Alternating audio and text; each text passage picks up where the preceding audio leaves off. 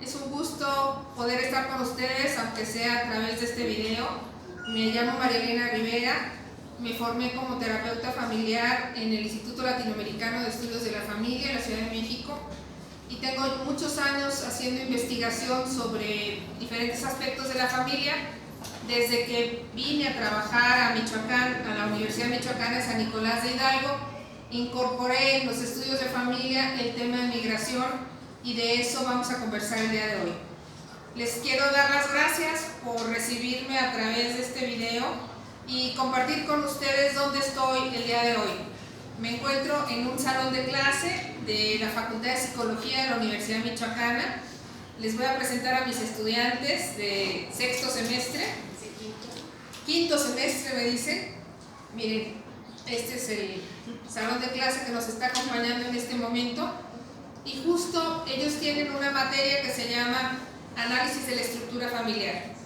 El tema de migración no forma parte del contenido básico de su programa de estudios, como no se encuentra en muchos programas de estudio de licenciatura, de maestría o de doctorado. Sin embargo, una de las ideas que quisiera transmitirles es que hemos estado invisibilizando la importancia de este tema en materia justo de dinámica familiar y específicamente en el contexto de México. ¿Por qué?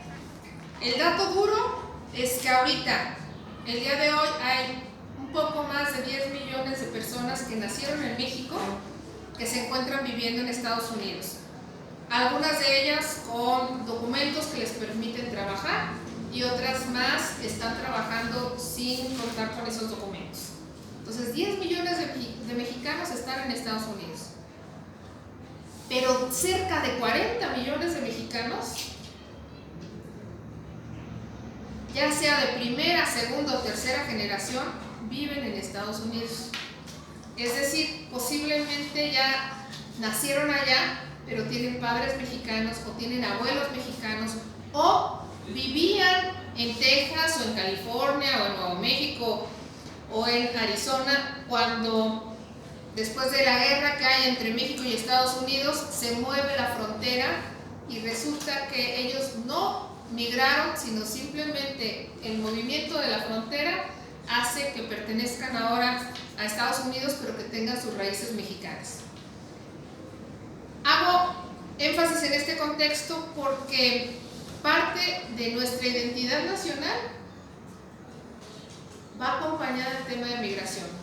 O sea, somos México, un país que desde hace muchos años está enviando al extranjero a su gente a buscar mejores condiciones de trabajo. En muchas ocasiones porque no había suficientes recursos económicos en sus hogares, en muchas otras porque se convirtió en parte de la tradición familiar, en parte de la cultura de la localidad donde vive la gente, y entonces es un ir y venir que es cotidiano para muchas familias. Esta cotidianidad es más fuerte dependiendo de la parte del país en donde se encuentren las familias. Entonces, por ejemplo, voy a voltear la cámara para preguntarle aquí a mis estudiantes de Michoacán.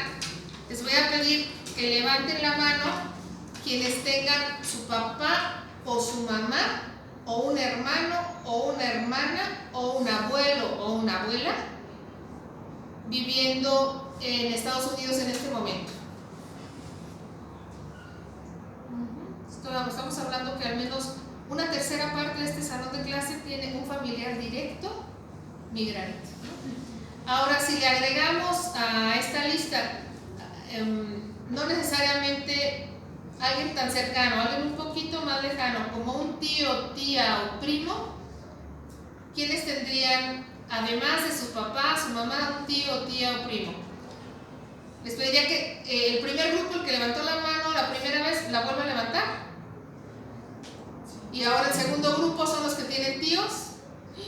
Ahora les voy a pedir que bajen la mano y levanten la mano los que no tengan familiares migrantes, ni tío, ni primo, ni papá, ni mamá.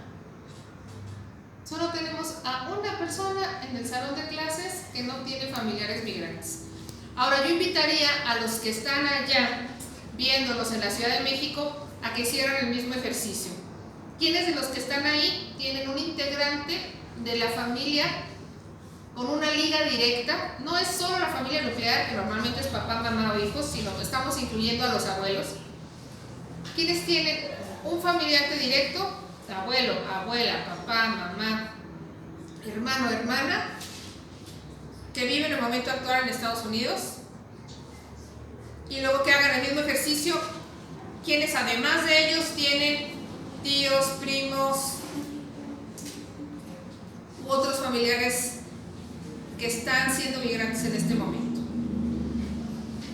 Es impresionante que, siendo la migración un tema que acompaña la historia de México desde hace muchísimos años, en los libros de texto, por ejemplo, apenas si se hace referencia al fenómeno. No tenemos espacios de reflexión para analizar cuáles son estas condiciones de la situación actual del país que forzan a que muchas personas tomen esa decisión, a pesar de tener muchísimos riesgos en el cruce de la frontera. Entonces, si nos vamos al campo de la terapia familiar, ¿qué implicación tiene para una familia el que uno de sus integrantes tome la decisión de irse a vivir a otro lado? ¿Qué implicación tiene que se vaya el papá? O que se vaya la mamá. Pues en México tenemos la tradición de que los varones son quienes se van predominantemente y son las mujeres las que se quedan al cuidado de casa. Sin embargo, hay otras culturas como la de las Filipinas, por ejemplo, o la de Ecuador, en donde quienes tradicionalmente migran son las mujeres, que son contratadas para cuidar a niños de otras familias y dejan en sus lugares de origen a sus propios hijos. Entonces, lo que nos dice el enfoque sistémico es que cualquier movimiento de un integrante de un sistema, lo que va a generar en el sistema es la necesidad de buscar el equilibrio y reacomodarse y compensar el rol del que se fue a través de que otro de los integrantes de la familia cubra ese rol. Entonces vemos a muchas familias con un papá ausente teniendo una mamá que cubre ambos roles, ¿no? Ya sea el de proveedora económica, pero también todo el maternaje, todo el cuidado de la casa que tradicionalmente hacía. O tenemos otros integrantes de la familia que son invitados a compensar el rol de aquel que se fue, como serían los abuelos, como sería algún tío, o como sería quizá hasta los padrinos. Yo, de las experiencias más bellas que he tenido justo en la UNAM, en la Clínica de Atención Psicológica, es la solicitud de terapia para un joven hecha por su padrino, que como el papá estaba en Estados Unidos y a él le habían encomendado al niño desde que era bebé, entonces se tenía que hacer cargo de acompañar a la familia para que este joven que estaba teniendo conductas delictivas dejara de robar y emprendiera como el buen camino apoyado de un proceso de acompañamiento terapéutico a través de una terapia familiar. Estas familias cambian su forma de organización pues dependiendo del contexto, dependiendo de su sistema de creencias, de los recursos que cuentan hacia el interior de la familia y en sus redes de apoyo. El caso de este padrino que les cuento venía de un contexto semirural de la Ciudad de México, que es Xochimilco, pero sería fácilmente encontrable aquí en Michoacán o en otras comunidades en donde los lazos no solo se estrechan con la familia nuclear o la familia extensa, sino también con estos otros personajes importantes como pueden ser los padrinos o madrinas. Que es importante que un terapeuta familiar o un investigador sobre familias sepa en relación a migración y familia, pues que ahorita, en los últimos años, se dejó de hablar de la migración de quienes se van de México a Estados Unidos o a Canadá y se empezó a hablar más del retorno. Se están restringiendo las fronteras, nos están regresando a la gente más rápido, la detienen después de situaciones de mucha exposición, de racismo, que siempre ha existido, pero que la política migratoria de los últimos años se ha exacerbado todavía más. Y entonces están regresando tres tipos de personas, ¿no? Las que ven un poco como esa frase que todos hemos escuchado alguna vez, las que ven las barbas del vecino cortar y ponen las de ellos a remojar, ¿no? O las que sí están aprendiendo en cabeza ajena, o sea, están viendo que la vecina, el amigo, ya lo detuvieron y ya lo regresaron a México y se quedó en una situación económica terrible, no pudo rescatar sus bienes, sus hijos, ha sido un problema enorme porque son nacidos en Estados Unidos y no les tramitaron los papeles de binacionalidad y no se los pueden traer a México. En esos panoramas tan desoladores, tan dolorosos como de desgarramiento familiar, hay personas que prefieren organizarse, planear el regreso y venirse a México antes de que los manden de regreso en una situación no planeada, que serían los retornados voluntarios. Hay otros más que reciben notificaciones de cierto periodo de gracia para que planeen el retorno y se regresen, y si no, se les va a buscar y se les va a pedir formalmente que regresen, que también pudiéramos decir que es un retorno voluntario pero no agresivo. Y hay otro tipo de retorno que ese sí es involuntario, forzoso, dramático, doloroso, que es a aquellos que son detenidos, enviados a centros de detención por un mes, 2, o lo que le convenga al centro de detención, porque se sabe que son negocios privados como hoteles, en donde cada día que la persona pase en esos centros, pues es un ingreso más para el dueño de ese lugar. Las implicaciones familiares de que un familiar que ha estado mucho tiempo fuera regrese al hogar también son muchas. Y ese es otro escenario en el que tendríamos que pensar. Entonces, regreso. Uno, el de las familias de los que se van. Otro, el de las familias de los que retornan voluntaria o involuntariamente. ¿Cómo lo recibe la comunidad? ¿En dónde se van a colocar laboralmente?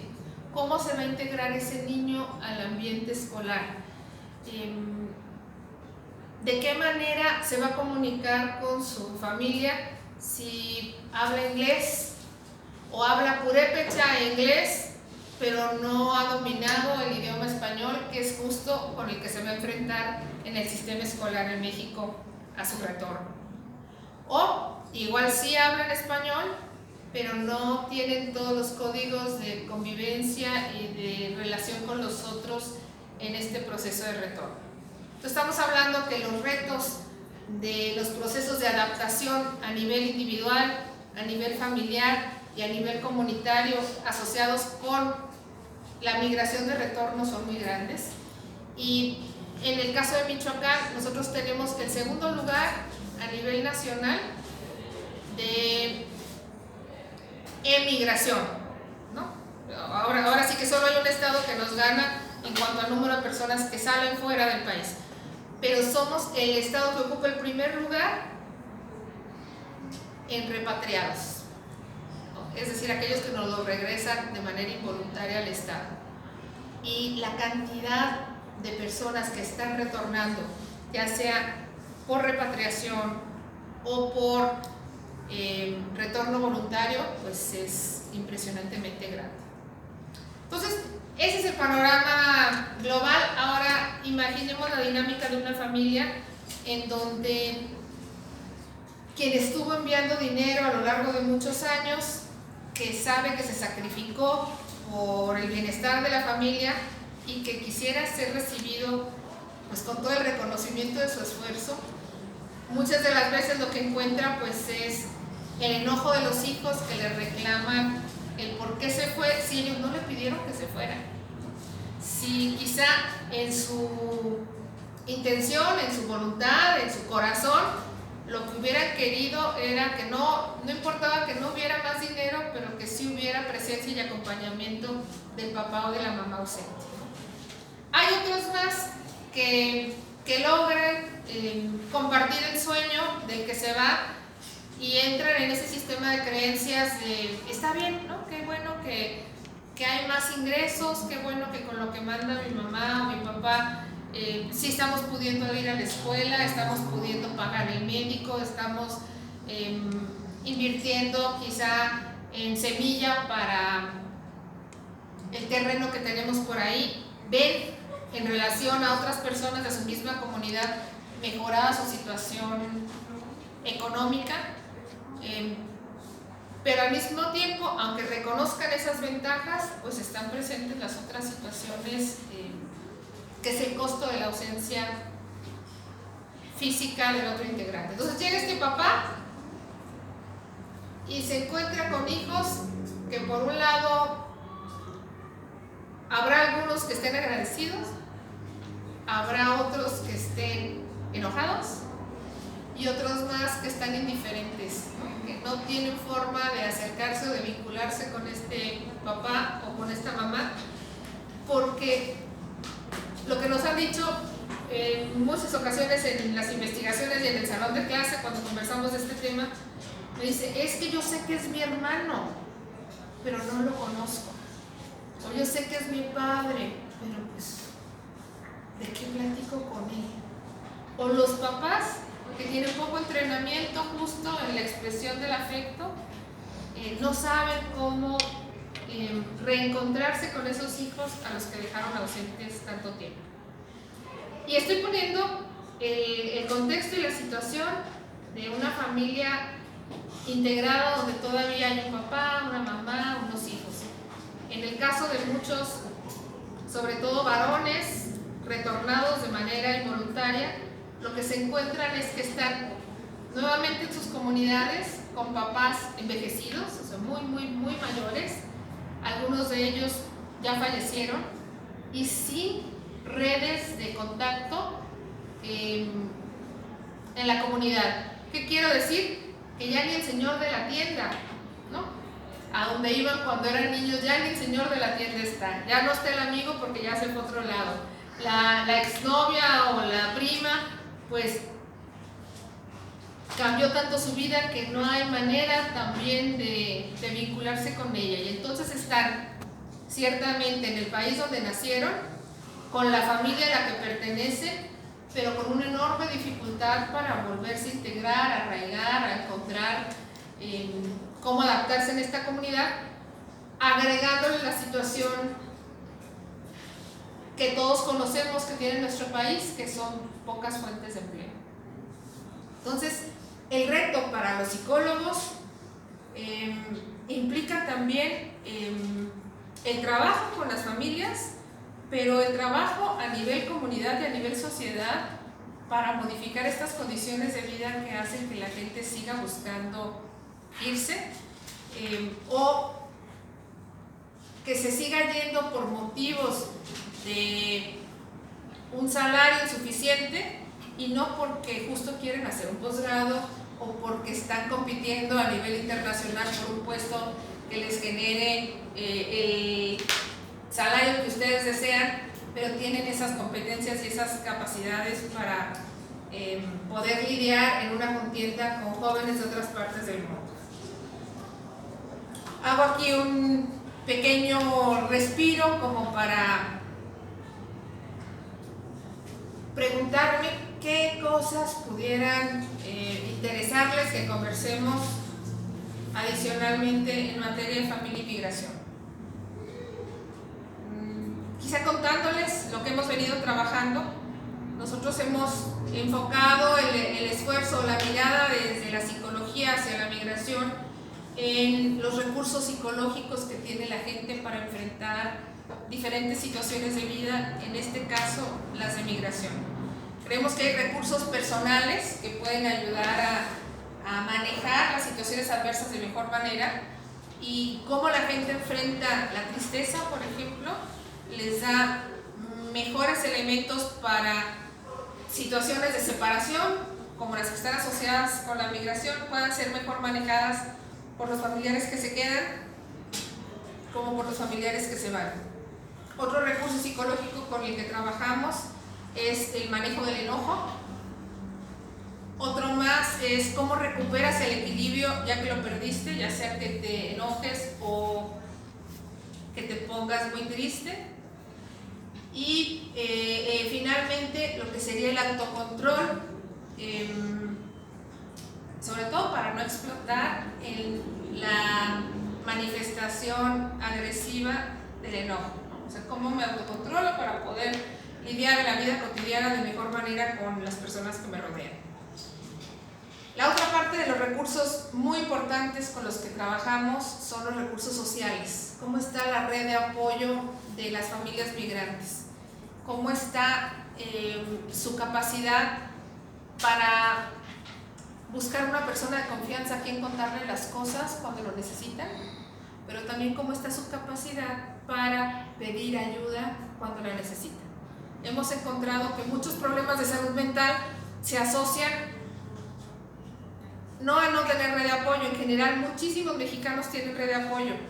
Lo que no hacemos o no lo hacemos suficientemente bien es saber pedirle ayuda a esa red cuando la necesitamos, o tolerar la frustración de que quizás si pedimos ayuda a la primera no nos funcionó como queríamos y algunos se desaniman y ya no continúan haciendo ese trabajo de insistencia, y pues una no es ninguna, hay que insistir.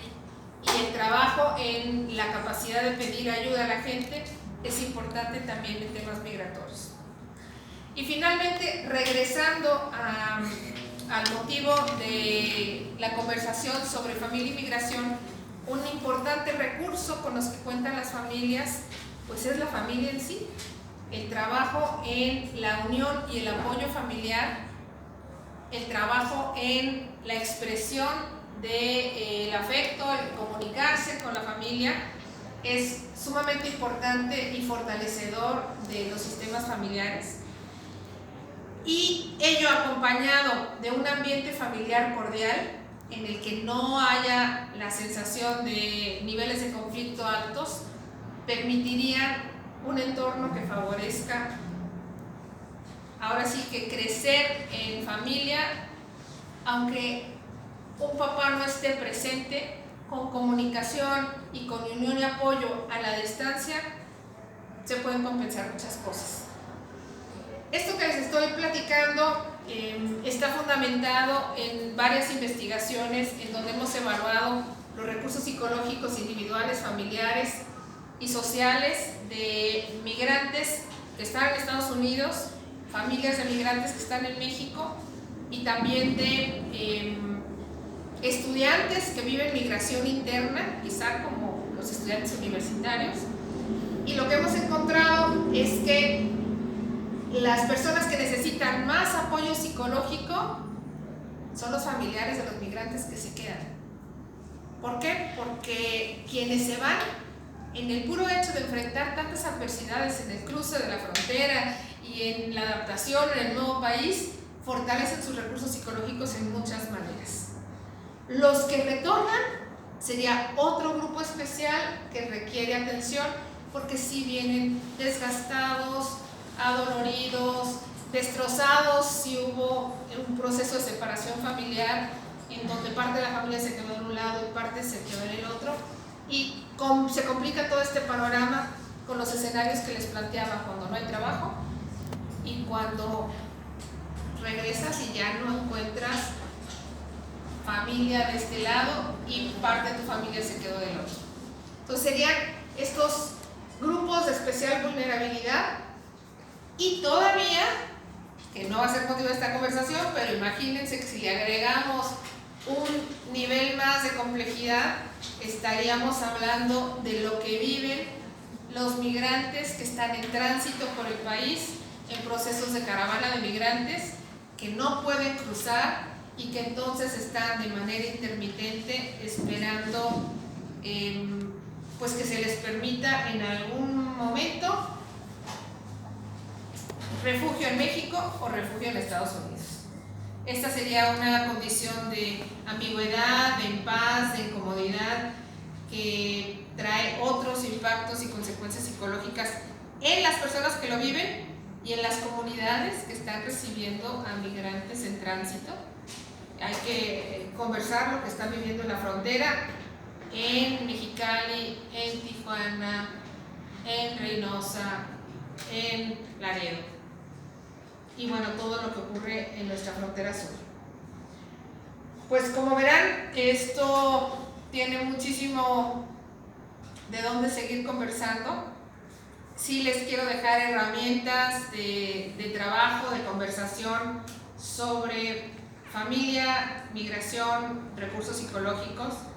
Les invitaría a bajar los muchos capítulos del libro, artículos que tenemos sobre el tema, y solo les pediría que pongan en internet las palabras clave familia, migración, recursos psicológicos, que pongan mi nombre, María Elena Rivera Heredia, y no trabajo sola, hay un grupo de 4 investigadoras dentro de la Facultad de Psicología que somos cuerpo académico, que estamos en la misma línea de investigación, y 8 más que no solo trabajan estos aspectos que hemos estado conversando, sino con grupos poblacionales muy particulares, como sería con adultos mayores o con jornaleros agrícolas migrantes.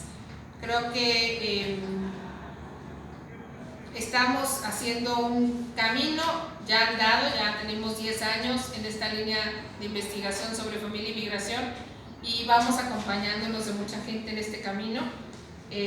Tuvimos el acompañamiento de Claudia López Becerra, que es ahora sí que quien me hizo la invitación a acompañarnos este día, y ella, gracias a la estancia de investigación que hizo con nosotros, está aportándonos conocimientos sobre violencia en el noviazgo en jóvenes hijos de migrantes. Ya esperaremos los resultados que Claudia pueda compartirnos, pero de este lado lo que podamos también aportarles, ya sea los instrumentos que hemos desarrollado para el trabajo con familias, como la escala de recursos psicológicos a nivel individual, familiar y social, o algunos instrumentos para medir sucesos estresantes en mujeres migrantes, pues están a su disposición y en acceso libre por internet. Y pues les agradezco su acompañamiento, su paciencia, y espero conocerlos personalmente. Y aquí a mi salón de clase también, el tiempo que nos están dedicando a explorar el tema de migración con ustedes es valioso. Muchas gracias. Pues nos despedimos.